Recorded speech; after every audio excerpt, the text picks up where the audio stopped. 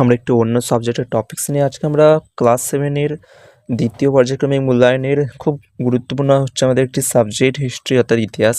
সেই ইতিহাস চ্যাপ্টারে আজকে আমরা সপ্তম অর্থাৎ 7 নম্বর স্কুলটা অবশ্যই একের দাগ থেকে সমাধান করব। সমস্ত 1 নম্বরের প্রশ্নগুলো তোমাদের সঙ্গে আলোচনা করব এবং তোমাদের এই বছরের জন্য যে প্রশ্নটি বড় প্রশ্ন হিসাবে গুরুত্বপূর্ণ স্কুলগুলোতে দেওয়ার চান্স রয়েছে সেই প্রশ্নগুলো তোমাদেরকে আজকে বলবো।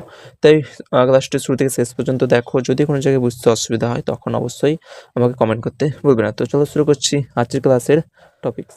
তো প্রথমে দেখো একটা বলেছে সঠিক উত্তরটি বেছে নিয়ে লেখো। প্রথমটা বলেছে সঙ্গম নামের এক ব্যক্তির ছেলেরা কোন নদীর তীরে বিজয়নগর রাজ্যের প্রতিষ্ঠা করেন? Option A Tungabhadra, B Kaveri, C Ganga, D Padma. তো এক্ষেত্রে সঠিক অ্যান্সার হচ্ছে অপশন সি গঙ্গা। তারপর দ্বিতীয়টা হচ্ছে দেবগিরিতে দ্বিতীয় রাজধানী স্থাপন করেন কুতুবুদ্দিন আইবক, রাজিয়া, মোহাম্মদ বিন তুগলক না ইলতুৎমিশ। তো এটা হবে অপশন ডি ইলতুৎমিশ। তারপর তৃতীয়টা হচ্ছে সৈয়দ বংশের প্রতিষ্ঠাতা ছিলেন খিজির খান, সিকান্দার আলী লোদি, বহলুল লোদি না ইব্রাহিম লোদি। তো এক্ষেত্রে অপশন এ খিজির খান হচ্ছে সঠিক অ্যান্সার। যা তারপর চারেরটা দেখা রয়েছে হজরত মোহাম্মদের মৃত্যুর পর ইসলামীয় জগতে প্রধান শাসক হলেন সুলতান না খলিফা না আমির না অভিজাত। তো চারেরটার আমাদের সঠিক অ্যান্সার হচ্ছে অপশন বি খলিফা। তারপর পাঁচেরটা বলছে পানিপথের প্রথম যুদ্ধ হয়েছিল কত খ্রিস্টাব্দে? 1526, 1527, 1528 না 1529।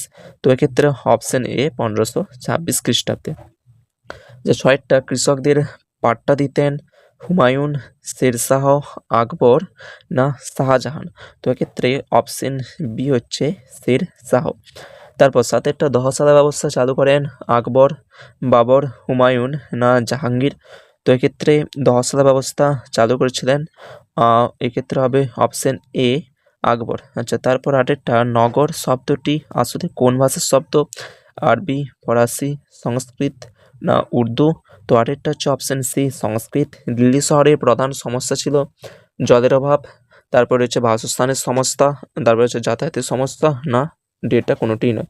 তো এক্ষেত্রে অপশন এ হচ্ছে সঠিক অ্যান্সার। সেখানকার প্রধান সমস্যা ছিল জলের অভাব। আচ্ছা, দশেরটা দিল্লি শহরের উৎপত্তি ও বিকাশের পর্যায় ছিল 2টি, 3টি, 4টি না 5টি। তো দিল্লি শহরের উৎপত্তি ও বিকাশের পর্যায় হচ্ছে আমাদের অপশনটি 5টি ছিল উপায়।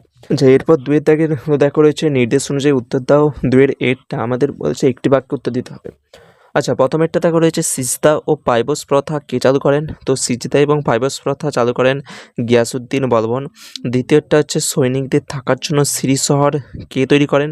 তো এক্ষেত্রে সৈনিকদের থাকার জন্য সিরিশহর তৈরি করেন আলাউদ্দিন খলজি। তৃতীয়টা হচ্ছে হিন্দুদের ওপর থেকে জিজিয়া কর কে তুলে নিয়েছিলেন? হিন্দুদের ওপর থেকে জিজিয়া কর তুলেছিলেন আকবর। আচ্ছা, চারেরটা বলছে যাবত মানে কি?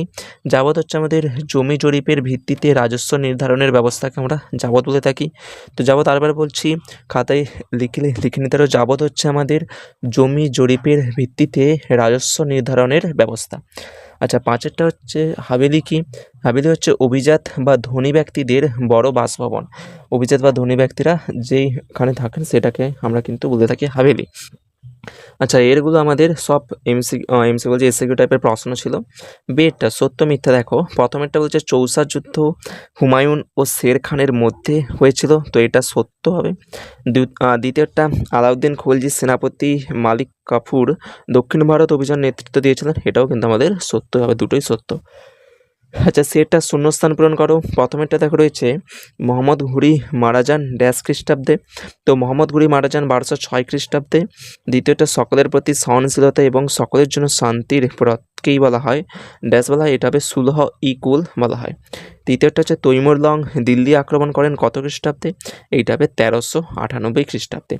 তো এগুলো ছিল আমাদের সমস্ত 1 নম্বর প্রশ্নের আলোচনা। এবারে দেখো আমাদের 3 নম্বরে বেশ আমাদের টোটালি 4টে প্রশ্ন রয়েছে, একটার আবার অথবাও দিয়েছে। এক্ষেত্রে সবগুলো কিন্তু 2 নম্বর করে।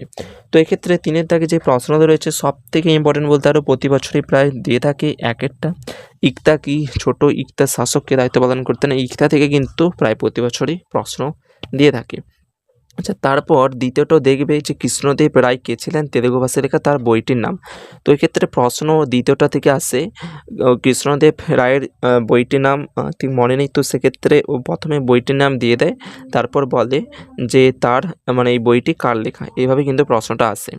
তারপর তৃতীয়টা দেখবে যে হলদিঘাটির যুদ্ধ কত খ্রিস্টাব্দে কাদের মধ্যে হয়েছিল, এটা কিন্তু একটু দেখে রাখবে। আচ্ছা, 4 নম্বরে দেখো 4-5টি বাক্যের নিচের প্রশ্নের উত্তর দাও।